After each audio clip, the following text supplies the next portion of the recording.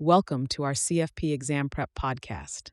Today we're diving deep into 403B plans, a crucial retirement planning vehicle that often appears on the CFP exam. Let's break down this important topic and help you master the key concepts. A 403B plan is essentially the nonprofit world's version of a 401k. These plans are specifically available to employees of public schools, tax-exempt organizations under 501c3, and certain ministers. Understanding the eligibility criteria is fundamental because the CFP exam frequently tests candidates on which organizations can offer these plans. Let's focus on the contribution limits, as this is where many test takers make mistakes. The basic employee contribution limit for 2023 is $22,500, which is identical to 401k plans. However, 403B plans have a unique feature called the 15-year rule catch-up provision. This rule allows employees with 15 or more years of service to contribute an additional $3,000 per year, up to a lifetime maximum of $15,000. This is separate from and in addition to the age 50 catch-up provision of $7,500. Here's where candidates often get confused on the exam. The order of operations for catch-up contributions matters. When an employee qualifies for both the 15-year rule and the age 50 catch-up, the 15-year rule contribution must be applied first. For example, if a 52-year-old teacher with 20 years of service wants to maximize their contributions, they would first apply the regular limit of $22,500, then the 15-year rule amount of up to $3,000, and finally, the age 50 catch-up of $7,500, potentially reaching a total of $33,000. Another common exam trap involves the universal availability rule.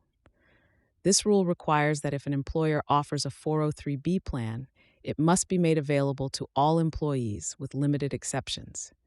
The exceptions include employees who work less than 20 hours per week, students performing certain services, and employees who participate in another deferral plan through the same employer. Investment options in 403B plans are another area where the exam likes to test knowledge. These plans traditionally offered only annuity contracts, but modern 403B plans can also offer mutual funds through custodial accounts. However, unlike 401k plans, 403B plans cannot invest in individual stocks or real estate. The vesting schedule is another critical concept. Unlike 401k plans, employee contributions to 403B and plans are always 100% immediately vested. However, employer contributions can be subject to a vesting schedule, similar to 401k plans. This distinction frequently appears in exam questions.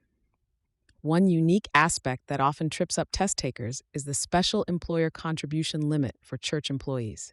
For certain church employees, the annual addition limit can be the lesser of $60,000 or an amount based on their includable compensation for their most recent year of service.